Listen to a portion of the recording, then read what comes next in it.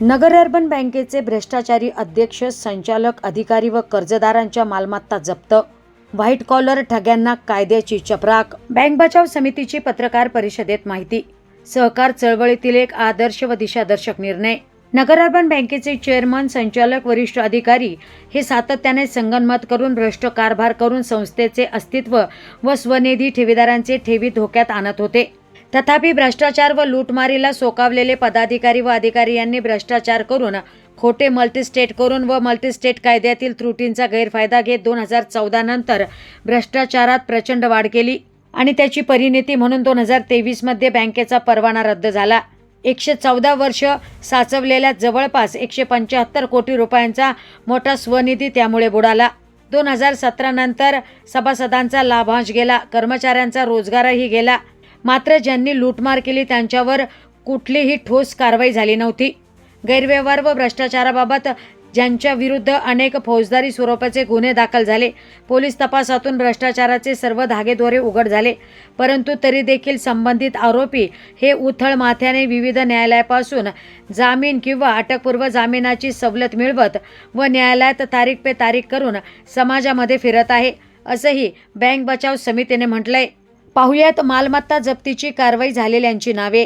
सुरेश शिवराम सातपुते, राहणार केडगाव नगर, एकूण 5 शेतजमीन मालमत्ता. कर्जदार मनोज वासुमल मोतियानी, राहणार सावेडी नगर, एकूण 3 मालमत्ता, त्यात 2 फ्लॅट आणि 8 व्यावसायिक गाळे. केशव भाऊसाहेब काळे, राहणार सावेडी नगर, एकूण 2 मालमत्ता, त्यात 2 प्लॉट. विनोद कुमार अण्णासाहेब श्रीखंडे, राहणार नगर शहर, 1 कार्यालय मालमत्ता. संचालक अनिल चंदुलाल कोठारी, राहणार नगर शहर, गोडाऊनसह 7 गाळे, प्लॉट, सावेडीतील 2 ठिकाणची शेतजमीन. व्यवस्थापक महादेव पंढरीनाथ चाळवे, सावेडी नगर, 1 प्लॉट. संचालक अजय अमृतलाल बोरा, सावेडी नगर, 1 प्लॉट, 3 गाळे. कर्जदार रवींद्र विठ्ठल कडू, सावेडी नगर, फ्लॅट. व्यवस्थापक सतीश विठ्ठल रोकडे, सावेडी नगर, 1 प्लॉट. संचालक मनेश दशरथ साठे, माळीवाडा नगर, 1 प्लॉट. संचालक गिरीश केदारनाथ लाहोटी, नगर शहर, चाहुराणा बुद्रुक येथील 2 मजली इमारत. कोरडगाव तालुका पाथर्डी येथील 3 शेतजमीन मिळकत. व्यवस्थापक राजेंद्र केशवराव डोळे, सावेडी नगर, सावेडीतील 1 फ्लॅट. संचालक नवनीत शांतीलाल सुरपुरिया, नालेगाव नगर, 2 व्यावसायिक गाळे. प्रगती देवेंद्र गांधी, राहणार कॅम्प नगर, तत्कालीन चेअरमन माजी खासदार दिवंगत दिलीप गांधी यांची सुनबाई, कॅम्प नगर येथील बंगला. सरोज दिलीप गांधी, तत्कालीन चेअरमन माजी खासदार दिवंगत दिलीप गांधी यांची पत्नी, चाहुराणा बुद्रुक येथील प्लॉट. संचालक शैलेश सुरेश मुनोत, राहणार नगर शहर, नगर येथील प्लॉट, बक्षीसपत्राद्वारे पत्नीच्या नावे केलेला. संचालक दिनेश पोपटलाल कटारिया, राहणार नगर शहर, नगर येथील प्लॉट. कर्जदार अक्षय राजेंद्र लुणावत, राहणार सावेडी नगर, सदनिका व व्यावसायिका, 2 ऑफिस गाळे. केदार मुरलीधर लाहोटी, राहणार चाहुराणा बुद्रुक नगर, 1 प्लॉट. शिवदास दिलीप गायकवाड, राहणार श्रीगोंदा, 4 ठिकाणच्या शेतजमिनी. सचिन दिलीप गायकवाड, राहणार श्रीगोंदा, श्रीगोंद्यातील 5 ठिकाणच्या शेतजमिनी. संचालिका दीप्ती सुवेंद्र गांधी, पाथर्डीतील शेतजमीन. देवेंद्र दिलीप गांधी, वांजोळी तालुका नेवासा या ठिकाणच्या 3 शेतजमिनी.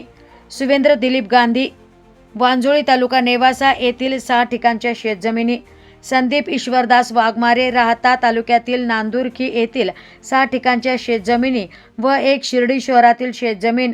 रवींद्र विठ्ठल जेजुरकर, ममदापूर तालुका राहता येथील 10 ठिकाणच्या शेतजमिनी. संचालक अशोक माधवलाल कटारिया, टाकळी ढोकेश्वर तालुका पारनेर येथील 1 प्लॉट व 4 ठिकाणच्या शेतजमिनी. राजेंद्र बहिरू म्हस्के, कोटक महिंद्रा बँक शाखा सावेडी येथील बँक खाते सील. आशुतोष सतीश लांडगे, रेणुका माता मल्टीस्टेट नगरमधील बँक खाते सील.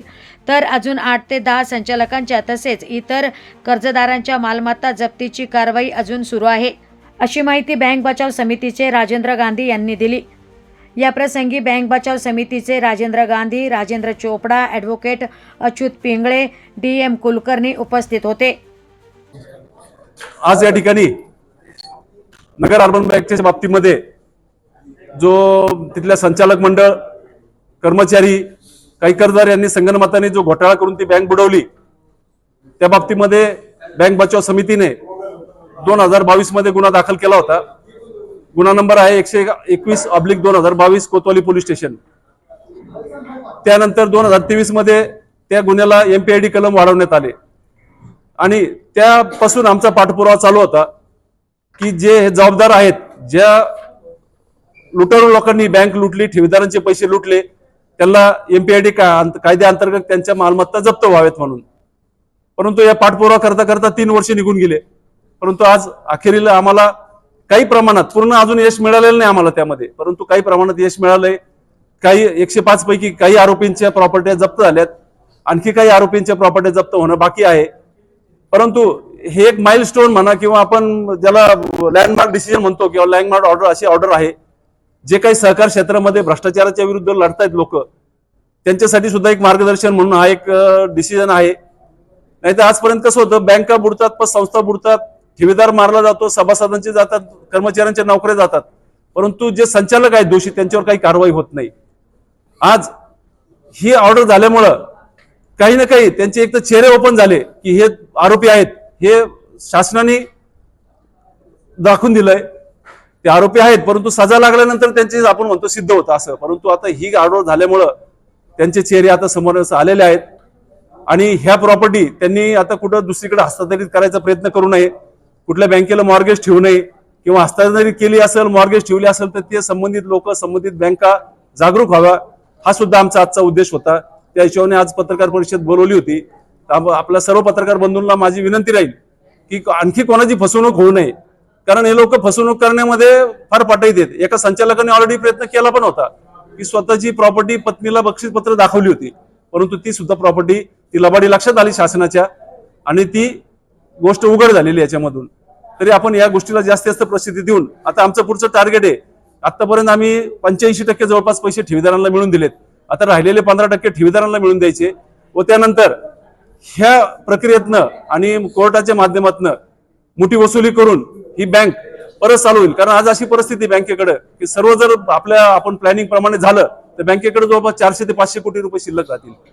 मग त्या माध्यमातून, त्या निधीतनं नगर अर्बन बँक जे एक ऐतिहासिक नाव आहे, जे एक ज्याला मोठी परंपरा आहे, जिल्ह्याचं भूषण होतं, ते नाव परत उभं राहावं असा आमचा बँक बचाव समितीचा सर्व प्रयत्न राहणार आहे. सहकार क्षेत्रामध्ये एवढ्या मोठ्या प्रमाणात आता सांगितल्याप्रमाणे वसुली होऊन गोरगरिबांना पैसे वाटण्याचा हा कदाचित महाराष्ट्रात पहिलाच प्रसंग असेल. यामध्ये सहकार कायद्यामध्ये सुद्धा बऱ्याच प्रकारची तरतूद करून वेगळा कायदा करावा लागणार आहे असे आमचे मत आहे. कारण की या ठिकाणी संचालक असणारे लोक जे आरोपी आहेत ते आणखीनही अहमदनगर शहरात व जिल्ह्यात दुसऱ्या सहकारी संस्थांवर संचालक आहेत आणि त्या ठिकाणी काही 1-2 आरोपी तर दुसऱ्या सहकारी संस्थेत, पतसंस्थेत चेअरमन आहेत. त्यामुळे अशा पद्धतीने काम करणाऱ्या लोकांवर सहकार खात्याने तात्काळ कारवाई करणे अत्यंत गरजेचं आहे. तो इकडं आरोपी आहे, दुसऱ्या सहकारी पतसंस्थेत चेअरमन, संचालक म्हणून रुबाबाने फिरतो. ही अत्यंत गैर बाब आहे. सहकार आयुक्त, सहकार खाते व माननीय मुख्यमंत्र्यांनी याकडे लक्ष दिलं पाहिजे. दुसरी गोष्ट, अर्बन बँकेच्या इतिहासामध्ये कधीही घडलं नाही इतके मातब्बर लोक या ठिकाणी झाले आणि शेवटचे म्हणून अतिशय कष्ट करणारे आणि जीव तोडून काम करणारे आदरणीय आम्ही सगळे भाऊ म्हणायचो स्वर्गीय सोवालालजी गुंदेचा यांनी त्या ठिकाणी जवळजवळ 45-47 वर्ष काम केलं व शेवटच्या क्षणी त्यांनी प्रेस कॉन्फरन्स घेऊन जो यांचा भ्रष्टाचाराचा उलगडा केला त्या गोष्टीमुळे याला तोंड फुटलं आणि ही सगळीकडे बाब हे उघड झालेली आहे.